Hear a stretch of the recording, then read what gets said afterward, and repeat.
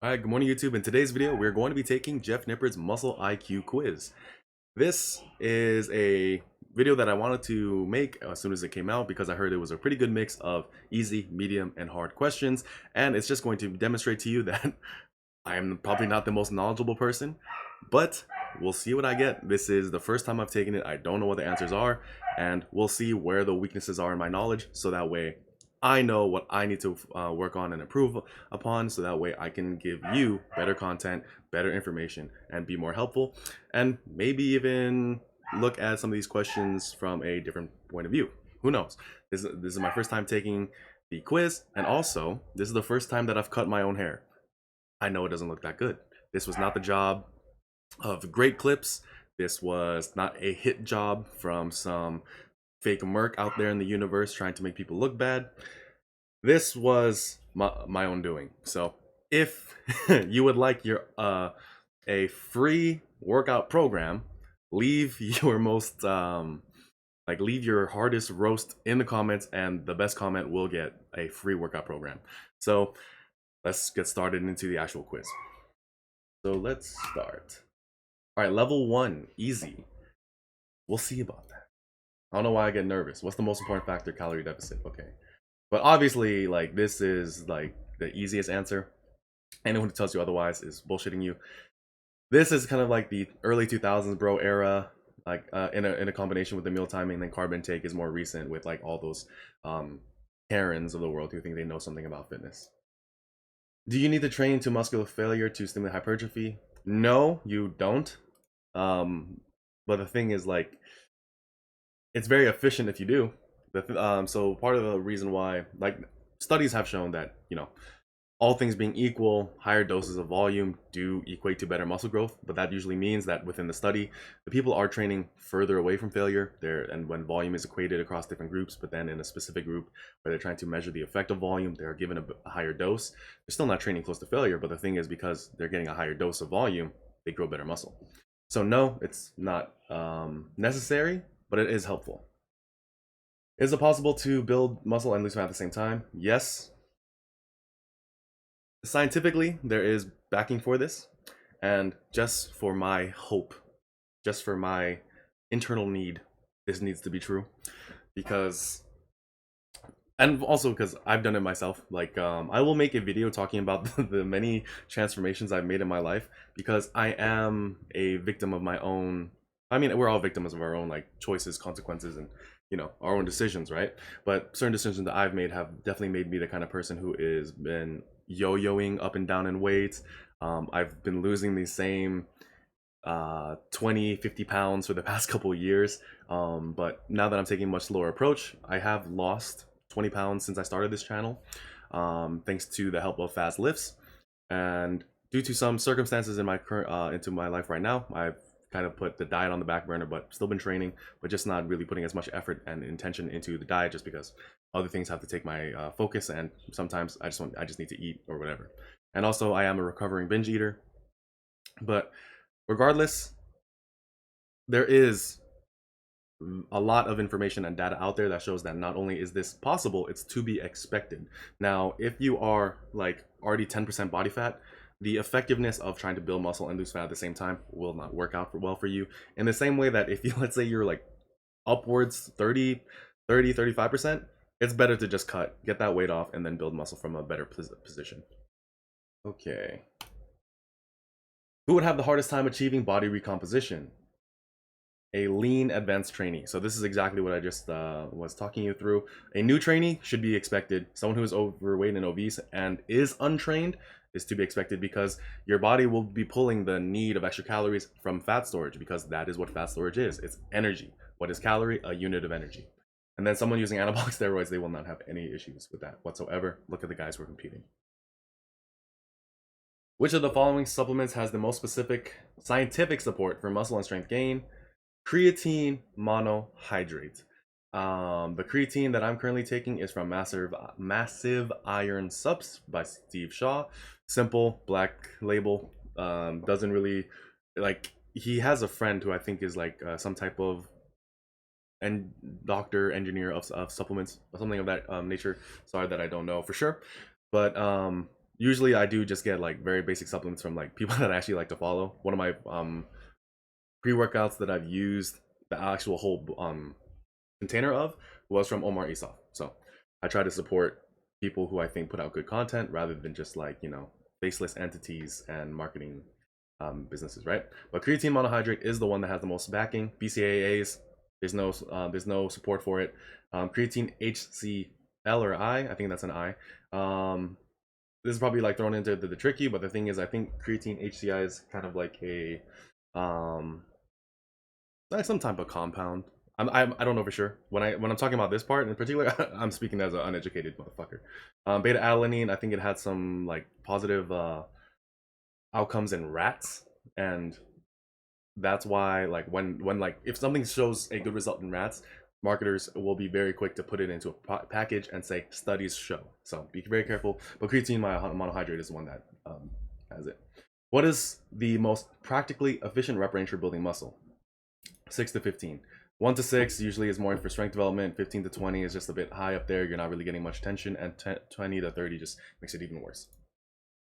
Which muscle is not significantly activated in the exercise shown below? So this is just really basic anatomy. Anterior delts, that's right here. They are not contributing all that much to the actual movement, whereas the biceps, traps, and the lats are all involved. This is a seated kettlebell row, so obviously it should involve the lats. I'm trying to record a video, plus let me close my window real quick, 1 second. And I'm back. Okay.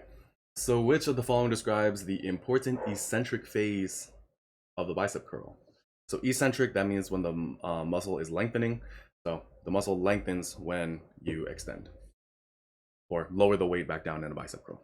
Let's see, when you hold the weight at the bottom. So this is isometric, this is a concentric, or no, this is a concentric, and then this is just a squeeze, so maybe another like isometric thrown in there.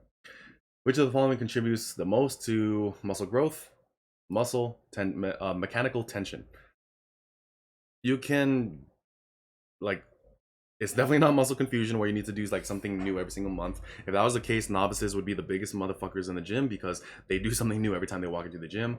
It's not muscle damage because there are ways where you can damage the muscle and then like it'll, like, it has an effect, but it's not going to be the thing that contributes the most, which is the question here. Metabolic stress is also a pathway to elicit hypertrophy, but at the end of the day, if you are going to build muscle, you need to get stronger, and that's why mechanical tension is going to be that right answer here.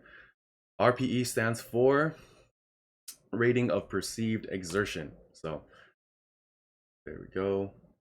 So, you know, in fitness, it goes from a scale of 1 to 10. I think in other applications, it actually goes to 1 to 20. All right, medium. So if I got any of those wrongs, I'm a fucking dumbass, but let's see what happens. Which I'm already aware of, but we're working on it, right? All right, which rest period length tends to be better for hypertrophy? Longer rest periods. Now, this is what is shown in the study, but the thing is, like, when you're actually working out in the gym, I'm not saying rest 20-30 seconds. What I am saying is that we like to think that if you just take these long ass rest times that you're going to do better. That isn't always the case. Sometimes like there is an advantage to having a higher density of workout, because let's say someone who rests 3 minutes gets more reps per set, but someone who rests 2 minutes gets more sets done in the workout. It would be very likely that the person who fits in more sets per workout gets more volume done, gets more mechanical tension to the muscle, gets more work done, and will get better results. So there is something to be said about that. Which of the following would not count as a form of progressive overload? Let's see, increasing the amount of the weight, that is progressive overload. Increasing the number of reps, that is progressive overload. Increasing exercise variation, doing an additional set with the same reps and load. I would say increasing exercise variation because it's not really something you scale. I mean, it can be in the context of like calisthenics, but I feel like that's just like such a niche and like impractical application of this idea in question. But if you look on Brett Contreras' website, he has a very precise list of what counts as progressive overload. And variation, it's useful, but it's not actually done to, it's not a form of progressive overload, it's something that you apply progressive overload to. All right, muscle soreness can be a useful proxy that you hit the target muscle. Yes, is very important to muscle growth. Shouldn't happen when training with good form. All the above. You can get sore with good form. It happens, like, you know, if you like take some time off or whatever. Can be a useful proxy to make sure that you hit the right target muscle. So if you are targeting, like, let's say your biceps, and your biceps never ever get sore, chances are you're not really hitting them. Like, maybe like adjust your form, maybe bring the weights a bit down, and like make sure that you're getting a good mind muscle connection. But at the same time, you're going to be hitting your biceps if you get strong with certain moves. Noel is a late beginner, early intermediate lifter who wants to build full body strength and muscular size with an emphasis on glute development. Assuming she does multiple exercises for multiple sets for her glutes each workout, how many days per week should she train her glutes to maximize without taking serious risk of injury? 2 to 3 times per week. That's kind of like the good frequency range. The thing is, like, 1 time per week does work. And the literature is kind of like becoming split, because now there's like a lot of data coming to show that 1 times per week is just as effective as 2 and 3 times per week, in which during, like, I think the 2016s, it was kind of shown to be the reverse. Practically speaking, though, if there is a strength component, higher frequency there is an argument to be made for higher frequency. And also, when it comes to recovery and being able to have higher quality work and accumulate better volume, then there is also a discussion to be had about higher frequency. But it's not because of better muscular outcomes, it's just to be more so about better effort applied into your training. At least that's how I would see it, that's how I would understand it, that's how I would advocate for it. Higher frequencies of training. Now, there are caveats to that, because in one of my videos I'll be making down the line, I'll be kind of going over some changes I made to my current workout program. Which IRR range, reps in reserve range, is likely to optimize hypertrophy? 0 to 3. So RIR is basically has an inverse relationship with RPE. So if you have RPE of 9, that means you have 1 rep left in reserve.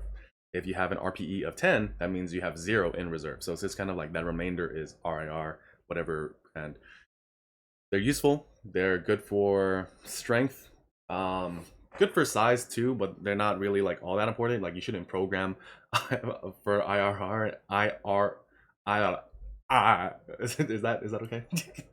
But you shouldn't program for RIR into your programs. It's something you want to take into consideration, but it's not the most important thing, so I wouldn't really sweat it all that much. All right. For an average lifter using standard technique, which of the following muscles is least activated by the barbell? Back squat, hamstrings. Hamstrings are involved, but if anyone tells you that they will build their hamstrings by doing squats, they're fooling themselves. Glutes are very involved into the squat, but not all that much. And if you think that a back squat does not build your quads, you're fooling yourself. But it's the hamstrings.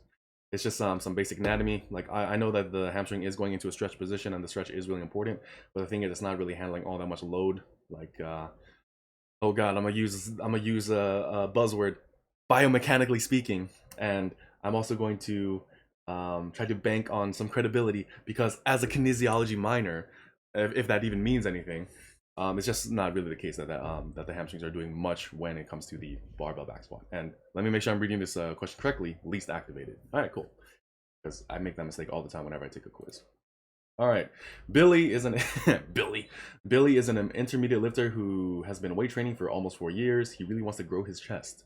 Assuming he is taking most sets close to failure, how many sets per week should he do to give him the best muscle gains without seriously risking recovery issues? I would say 14 sets per week. 4 sets a bit too low. 24 sets a bit too high. 34 sets way too high. I don't know. Like, the thing is, let's see, how many sets per week? So it's per week sets, right? I've seen set recommendations range anywhere between 8 to 12 sets per week per muscle part, or per body part, or per muscle group. I've seen even higher recommendations, but I think 14 kind of goes in that direction. But here's the other thing. I do have a bias toward lower volumes of training, because if you're really putting as much effort into each set as you claim to be, you're not going to be doing that many sets. So for me, I think 14 is the right answer here. All right, which is the appropriate protein recommendation for an average lifter in a caloric surplus whose primary goal is to gain muscle? Right here, per kg. Yep. So yeah. Well, here's the thing. higher doses of protein don't really be shown to be doing much. Oh yeah, so it's this one. It's this one. My bad. KGs. I'm American. I measure things in footballs and cheeseburgers. So I see point 0.8. But yeah, so for me it's like 0.8 to 0.12 grams per pound. That's what I usually recommend. And I actually don't do body weight. I actually do lean mass, but that's just I'm a fat guy. Or yeah, I'm a pretty big guy. But the numbers that I always look for is like that 8.8 to 0.12 number, and that's why I kind of chose this number first. But then when I see the conversion, because he is Canadian and I'm American, but I think they measure things in both imperial and metric. But anyway, protein intake is one of those things where it's just worthwhile to experiment with, because if you look at a guy like Natural Hypertrophy, who is, you know, repping out like 5 plates and is very muscular and very lean, he admits to having a very low intake of protein. So this is the average protein recommendation, and by average that means just like it'll work for most people, but that doesn't necessarily mean it's going to work for you. So it's worthwhile to experiment with. And I'll quite honestly, protein intake is never really something that I like focus too much after the novice phase. For me, it was just kind of like, am I working hard and am I making progress in the gym? And if I'm not, then maybe I'll start adding in a bit more protein and maybe that'll help fix it. If not, then who cares? But as long as I'm making that consistent progress, I will assume that my efforts are being rewarded by more muscle. Okay, which exercise is shown? Meadows row. So John Meadows show this. The Helms row is where you are on a incline bench or a chest supported bench, some type of chest support doing dumbbells. Yates row, that's a above the knee barbell row. So it's basically like a shrug and a row in one movement. And then Meadows row right here, Nippard row. I don't know what row he has, but let's see. What joint action is shown in the exercise below? This is shoulder abduction, because adduction is when you're bringing things closer into the middle line.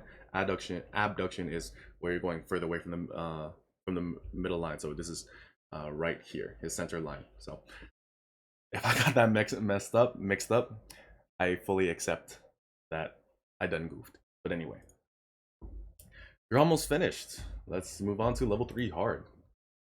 You're programmed to do a max effort set of 46 reps on the deadlift. If you put on a lifting belt and use it properly, which of the following is least likely to occur?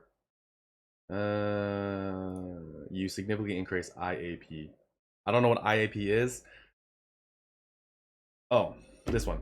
Your core activity is actually like not impacted at all by the use of a lifting belt. I mean, to an extent, there's a neurological component where it's like the body senses it has this support that, and it can now send more like better neuron firing in your legs, because like it knows your back is safe by using a belt, and that helps you lift more weight, but it actually doesn't decrease core activity. I don't know what IAP is though, so if I'm wrong because I don't know what IAP is, I guess I got to do some googling after this. Michael weighs 80 kilograms, 176 pounds. He's been training seriously for almost 5 years. He bench presses 2 times per week with good technique and uses structured progressions to increase his strength over time. Assuming he has average genetics for strength and is dedicated to the gym, how much should he realistically be able to bench press for a 1 rep max? For 5 years? 2 times per week? I'm gonna put 125. I do think that he could at least hit 315, but 365 is a bit too far out there.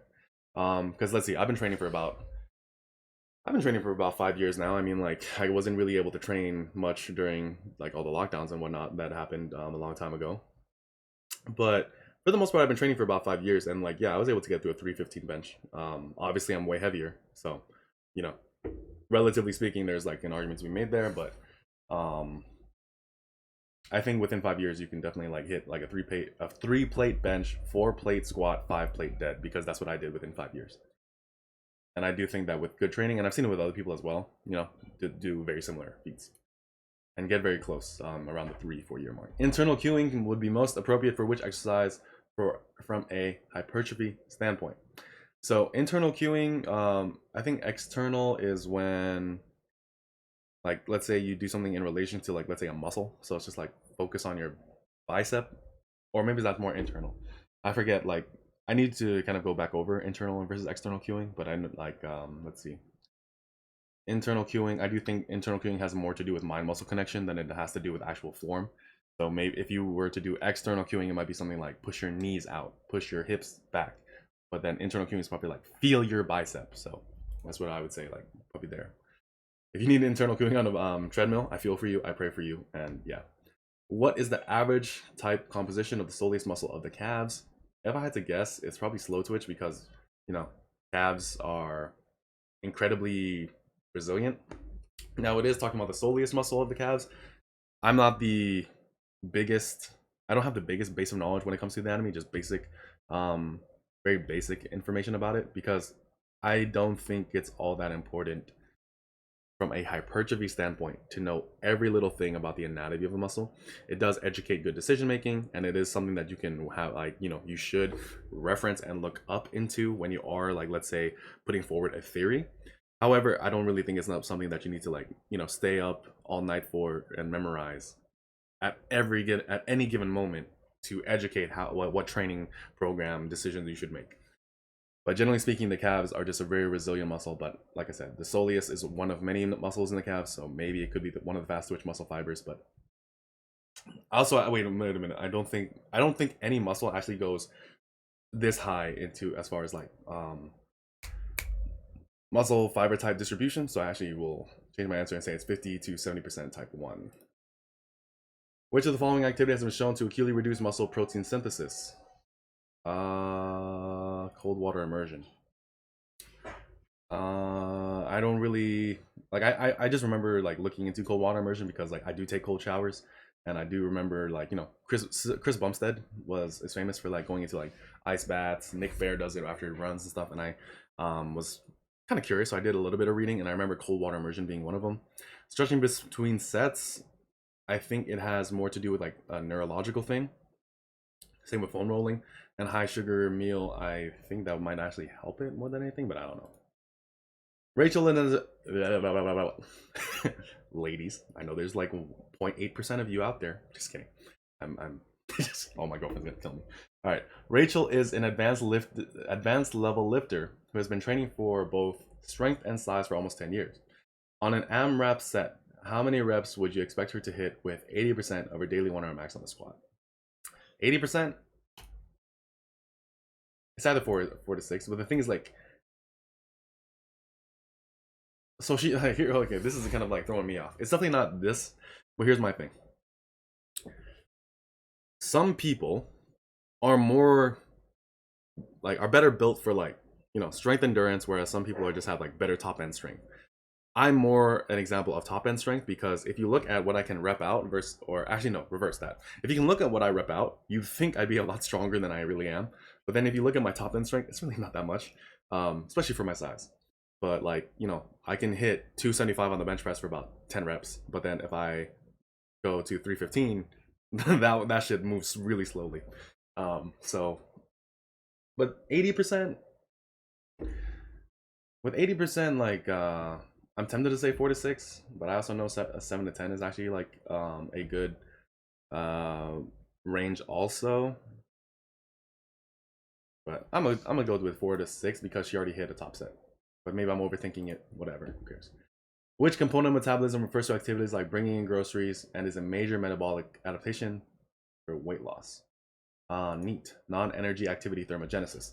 The problem is like I wouldn't consider it a major factor in metabolic adaptation for weight loss, just because, let's say for example, in order to increase your NEAT, you go for a walk. You didn't increase your NEAT, you increased your energy activity thermogenesis because you purposely went for a walk.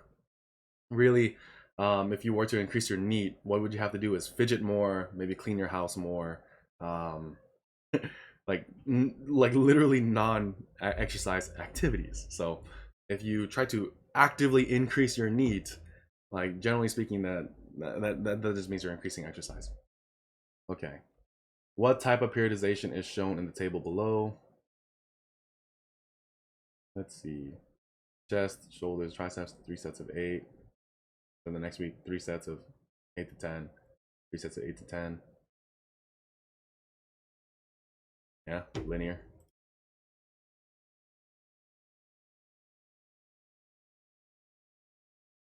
Yeah, it's just linear. Nothing really changes. Probably took too long on that question. Wait a minute. Did I hit? I hit. I can read. I can read. I can read. I care about my score. I don't want my mom to beat my ass because I failed a made up quiz. All right. A 2020 paper from Campbell et al. Has been called the first bodybuilding refeed study.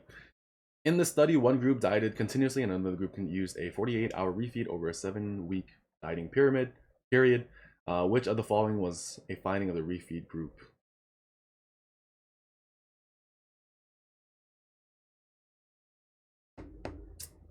I remember in the study, like one thing that was shown was just better adherence to the diet, but that's what I remember. I don't really remember it being like better for fat loss. I remember them like actually like losing the same amount of fat.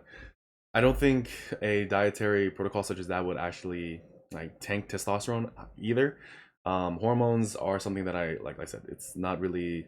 I don't stay up at night thinking about this kind of stuff.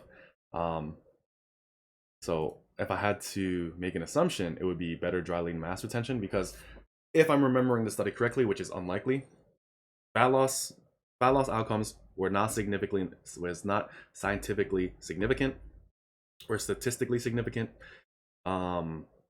It was just that one group reported better satisfaction and adherence to the diet. I don't think testosterone would change all that much, but I mean, I do kind of get it because like if you are consistently in a deficit, being in a deficit would like, you know, your hormone production in a deficit is different. So I could see that being the case as well, but who knows? We'll see. You know what? I'm likely to get this answer wrong anyway. Let's just go the safe route. And when in doubt, if there's an all of the above option, if you've taken the SATs before, you know you go for that shit. All right, let's go next. Which of the following would cause muscle protein synthesis to be elevated for the longest amount of time? 1 hour of weight training. Like dietary intervention doesn't like increase muscle protein synthesis. For a natural lifter, what elicits muscle protein synthesis is training. So your training has to be top notch. Your programming has to be top notch. So 1 hour of weight training, and let's see my results.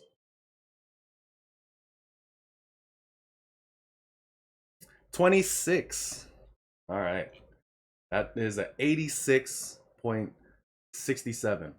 One thing I kind of wish that was done within this program was the average muscle IQ score is 63%. So one thing I would like to see is just kind of like percentiles. But I feel like that's kind of difficult to do because like, you know, this is a new quiz, so percentiles aren't really out yet. So kind of like see in comparison to what. So yeah, 86.7. Why am I reading this? 86.67. So not horrible. About expected. I'm just glad it's not like 24 out of 30 because like that's kind of like concerning to me. That just kind of puts me at like but I mean that's not even that far from 24. So you know, there's a lot of gaps in my knowledge that I need to work on, most of which are probably in the realm of, you know, like anatomy and physiology. That's probably going to be where the weaknesses lie in like my knowledge with training.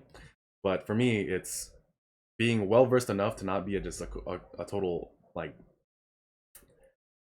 a total dipshit or like a total like dumbass, but also not so much where like all I do and all I know is anatomy and physiology. Because I go to a university in which people who have never worked out a day in their life are trying to become an athletic trainer. It makes no sense. They score higher than me in like the classes that we take for kinesiology, the courses and everything like that. But if you ask them anything about how to lift, look at their form, they know absolutely nothing. So there's something to be said there. It's not like there's a necessary balance to be had, and I'm not saying that because I didn't score 100% that I have that balance, because ideally the balance would be you're 100% in both. And the best example of that would probably be someone like John Meadows, RIP.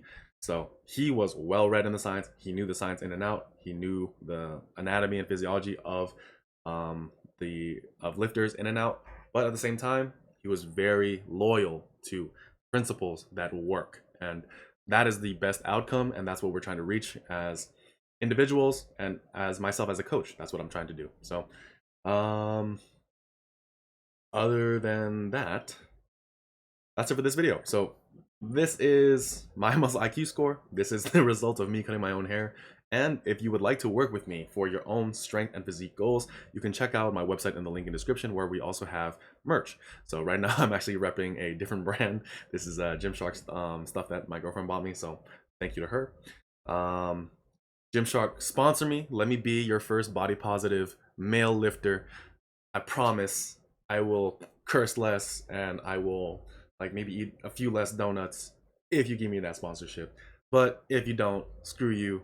My gym brand, which is for the strong and for people who don't want to wear these loud ass designs to just yell out that they're strong. That's what my brand is going to do. That's what my brand is doing, and we are going to be releasing new designs this coming month. So if you like the video, please like, comment, subscribe. Let me know your results in the comments below. Let me know your results. Let me know, roast my haircut, like, you know, roast my score. Doesn't really matter to me, but yeah, let me know. Best comment will get a free workout program. But other than that, yeah, if you want to work with me, the link is in the description, and have a good day.